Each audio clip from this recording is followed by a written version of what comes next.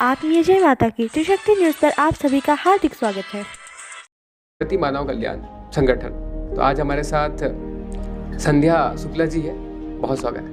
बहुत बहुत धन्यवाद। इन दिनों हम बात करते हैं कि मानवता की बात करते हैं, इस बीच में भगवती मानव कल्याण संगठन, इसके बारे में हम आप बताएं, हमारे तमाम जो दर्शक हैं उनके बारे। देखिए, भगवती मानव कल्याण संगठन परम पूज्य योगीराज श्री शक्तिपुत्र जी महाराज द्वारा स्थापित किया गया है समाज सेवा के लिए।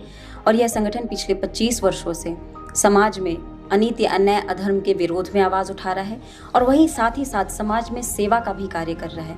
लोगों को नशा मुक्त करने का, मांसाहार मुक्त करने का, चरित्रवान बनाने का, और जो लोग भटक चुके थे उन्हें धर्म के मार्ग पर पुनः अपनी भारतीय संस्कृति की ओर ले जाने का प्रयास किया जा रहा है कि युवा वर्ग अपनी दिशाधारा भटक चुका है, वह पश्चात सभ्यता को अपनाते जा रहे हैं और हमारी जो भारतीय संस्कृति जिस पर चल करके हम सब कुछ प्राप्त कर सकते हैं, उसी संस्कृति को भूलने का ही नतीजा था कि हम गुलामी की ओर बढ़े।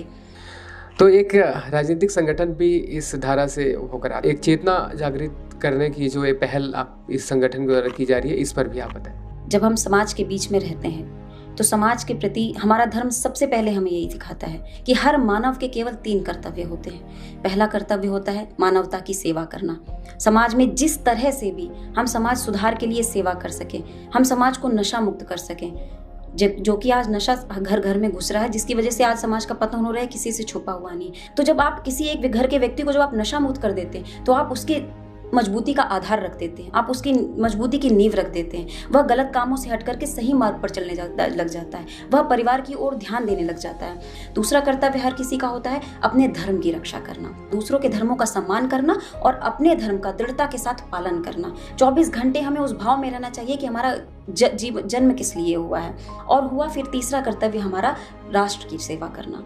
जिस देश में हम रहते हैं, जिस देश का हम भोजन ग्रहण करते हैं, जिस देश की आज़ादी के लिए हमारे लाखों लाख स्वतंत्रता संग्राम सेनानियों ने हंसते हंसते प्राण दे दिए, तो यह तीनों कर्तव्यों का पालन करना हर किसी का धर्म और कर्तव्य है। तो जहां हम एक और समाज सेवा का कार्य कर रहे हैं भगवती मानव कल्याण संगठन की धारा को लेकर के, दूसरी ओर हम धर्म की रक्षा के लिए कर रहे हैं पंचज्योति शक्ति तीर्थ सिद्धाश्रम, ऐसा तीर्थ स्थान दिया गया है जहां पिछले 25 वर्षों से लगातार माता आदि शक्ति जगत जननी जगदम्बा का अनुष्ठान चल रहा है। श्री दुर्गा चालीसा पाठ चल रहा है बिना रुके, केवल समाज के कल्याण के लिए। और वहीं की ऊर्जा का प्रवाह है कि हम समाज में कार्य कर पा रहे हैं। और इसीलिए तीसरी धारा इस राष्ट्र की सेवा करना, यह हमारा कर्तव्य है कि आज हम जब देख रहे हैं कि यहाँ देश में जितनी भी पार्टियां हैं, चाहे वह बड़ी पार्टियां हों, चाहे राज्य स्तर की पार्टियां हों, चाहे देश स्तर की पार्टियां, वह सभी केवल और केवल समाज का शोषण करने में लगी हुई हैं। बातें चाहे कोई कितनी भी कर ले, मगर यह हमने देखा है कि आज़ादी के बाद 75 सालों का विकास किया गया। अगर वास्तव में प्रयास किया जाता तो क्या आज गांव में जब एक व्यक्ति बीमार पड़ता है तो उसे लेकर के हमें शहरों की ओर दौड़ना पड़ता? ऐसा नहीं होता। अगर 75 सालों में वास्तव में ईमानदारी से कार्य किया जाता,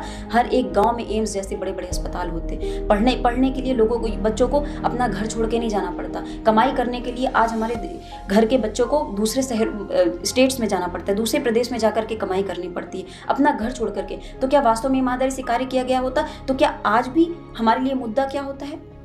सड़क होती है, पानी होता है, भोजन होता है, घर होता है। यह भी आज बेसिक चीजें, शुद्ध पानी जनता तक नहीं पहुंच पा रहा।